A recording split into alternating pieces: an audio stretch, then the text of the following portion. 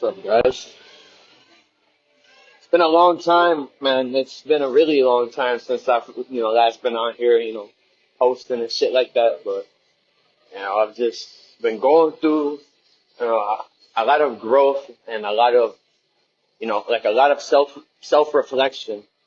I've been reading philosophy. I've been reading psychology, you and I've learned a lot about the human mind, human emotions, and why people are so rigid in their viewpoint, and also why the mind works the way it works. So, but I've just been doing a lot of behind the scenes work. So, you know, I actually deleted social media in February, but for some odd reason I'm still on my Facebook here, and I don't know why. Uh, but yeah, I've I've just been working. I've been grinding. I've been trying to just read all different types of books in different fields. Moral psychology. Philosophy, stoicism. All these different types of genres that can increase your knowledge. And I'm on this book right now. It's called The Righteous Mind by Jonathan Hyde. Why why religion and politics divide good people, and it talks about how people lead with their elephant, instead of their rider. And the elephant is the big emotional side. You know, it's, like it's the side that's quick to say that they're right and they're rigid. And then the rider side is the intuition comes first, critical thinking, you know, moral discussion, proper etiquette when it comes to having conversations. That's the rider. And, I've been learning that people put groups, whether it's in religion or whether it's in politics, they put churches first instead of the individual. That's called a hive. They put the hive above the individual. Whether it's conservatives, whether, the Republicans put their Republican Party before other people. But it's just such a divide with people. People are so subjugated to one interpretation, and they're not nuanced in their thinking to other interpretations in general. And I also finished this book. It's called Guns, Germs, and Steel by Jared Diamond. And in it, he basically talks about, human civilizations on the last 13,000 years on each continent. He goes over food production, animal domestication, you know, weaponry, uh, you know, if they wrote or not, like the literacy. And he went over all these different things that these, different civilians had, like the different civilizations had. And, there was a story, I think it's in chapter 3. It's called the Battle at Icarameca. It was in Spain, I believe, or either Spain or Peru. And there was this Inca chief named Atahualpa, and he led the Inca army full of, a few 10,000, tribesmen. And then there was a Spaniard named Francisco Pizarro, and he was the Spaniard captain who, he was a general in his rank. And, basically, he challenged Atahualpa, and, Pizarro was a Christian, by the way. You know, he only had a few hundred men. Atahualpa had, 10, 20, 30, 40,000 men. And Pizarro basically challenged him. He was like renounce your God or die. Basically threatening to kill him because, he didn't believe in, in this Christian God or whatever. And Atahualpa was like, show me a sign of this God. So Pizarro had one of the scribes give him a book, and that book was the Bible. And Atahualpa put the Bible to his ear, and in frustration, he actually threw the Bible because, he didn't hear anything.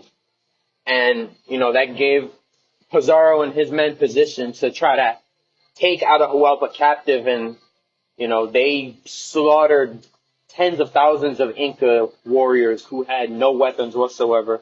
The Spaniards had guns, they had muskets, they had, long swords. The Incas didn't have anything. So, and, that was a big thing, especially with, violence in Christianity. You have, the Crusades of 1099, millions of people probably died from that. And, there's also things with Muslims too. They had their, wars going on. But it just shows you, this is the big picture. It just shows you how separated people are and how unwilling we are to hear each other's perspective. And we all claim our truth. People say, oh, the Bible's God's word. How do you know that? If you were born in the Middle East, you wouldn't be a Christian. What about, the millions of people, tens of, honestly, maybe 108 billion people who've ever existed way before Jesus. It's like they didn't know about that stuff, they had their spiritualities and, so it just makes you think, you think and you dwell on these things and, it's just, it's just crazy. It's just crazy what religion and politics does to individuals. It's crazy how people can be so enveloped and so indoctrinated in this specific ideology, and that they subscribe to this ideology and they put this ideology over anybody else in their way, family, friends, everybody. And I myself, I used to be a Christian. I'm no longer a Christian. I actually deconverted in March after I've done so much research on church history. How the New Testament writers actually borrowed from Greek mythology, with hell and Hades and everything like that. And how, they were influenced by Greek gods and everything like that. There's so much stuff that they don't teach in, the church about it, and, it's mind baffling to me, how, we could be so divided. And again, I have nothing against Christians. I have nothing against conservatives, nothing against Republicans, nothing against Muslims, nothing against Democrats. You do you. If you want to believe in your ideology wholeheartedly, go ahead. But, it just comes to a point where people do too much, like in certain sections of Christianity, they claim that their church is the true one. If other churches aren't healing the sick, like if other churches aren't doing these miracles, they're false.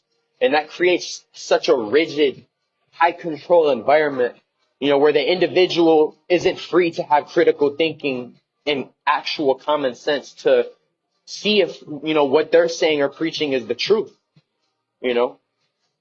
and, I was in this church in Pittsburgh, I'm not going to say the name, but I mean, it honestly doesn't even matter. But, I was just in this environment where, you couldn't really express yourself as a person, like you couldn't show an ounce of, worry or, like an ounce of, you know, reasoning, like you couldn't share that with anybody because you would get judged for it, and there was always these, like the double standard rules and everything like that. So, that's why I myself, I eventually unsubscribed from Christianity and I started reading a lot of philosophy.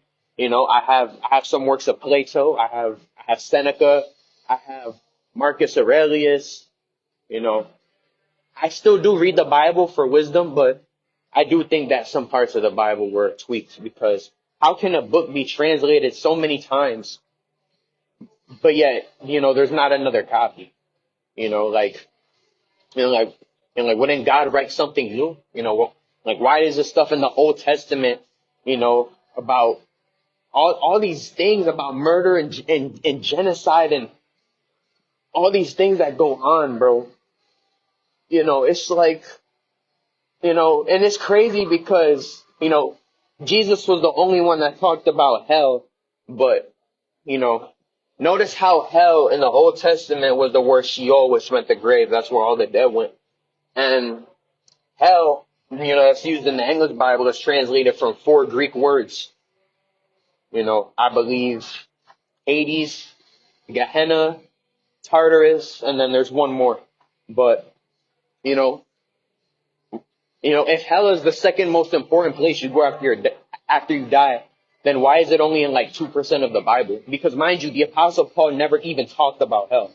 He talked about death, yes, but he never directly said, flames and worms and all these things, that will happen after death. And hell is not in the Old Testament. The fiery hell, that's not in the Old Testament at all. And the hell that Jesus talked about was Gehenna, which was an actual valley outside of Jerusalem where they burned corpses.